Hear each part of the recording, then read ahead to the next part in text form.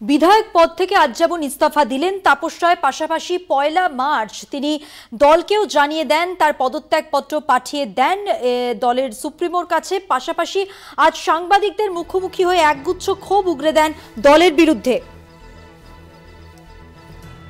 23 বছরের সম্পর্কে ইতি তাপস রায় তিনি 1 মার্চই দলে ইস্তফাপত্র পাঠিয়ে দিয়েছিলেন এমনটাই জানান, এবং পাশাপাশি আজ যেমনটা তিনি বলছিলেন সাংবাদিকদের মুখোমুখি হয়ে, দুর্নীতি সন্দেশখালী আমাকে নাড়া দিয়েছে, 52 দিন পরও আমার বাড়িতে ইডি হানা নিয়ে মুখ্যমন্ত্রী নীরব, দল পাশে দাঁড়ায়নি, কোনো বার্তা দেয়নি, আমার পরিবারের কাউকে ফোনও করেনি, দলে অপমান অবহেলার শিকার, এমনটাই বললেন অভিমানী তাপস রায় সাংবাদিকদের মুখোমুখি হয়ে। এবং তারপর তিনি বিধানসভায় যান, তিনি ইস্তফাপত্র জমা দেন এবং তার আগে 1 মার্চ দলের ইস্তফাপত্র পাঠিয়ে দিয়েছিলেন তিনি। সব মিলিয়ে মমতা বন্দ্যোপাধ্যায়, অভিষেক বন্দ্যোপাধ্যায়, সুব্রত বক্সিকে ইস্তফাপত্র পাঠিয়ে দিয়েছিলেন দল ছাড়ার অভিপ্রায়, এবং বিধায়ক পদে ইস্তফা দিলেন আজকে।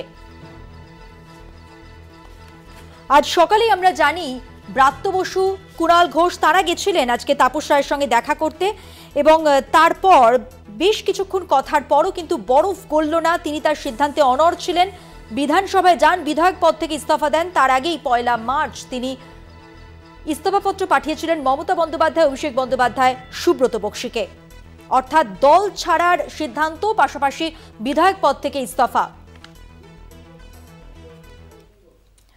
বিধানসভা থেকে বেরিয়ে কি বলেছেন সাংবাদিকদের মুখোমুখি হয়ে তাপস রায় আজকে, শুনুন। আমি 1 তারিখে দলীয় যত সাংগঠনিক আমার পদ ছিল সবগুলো থেকে আমি রিজাইন করেছি। কাকে দিয়েছেন?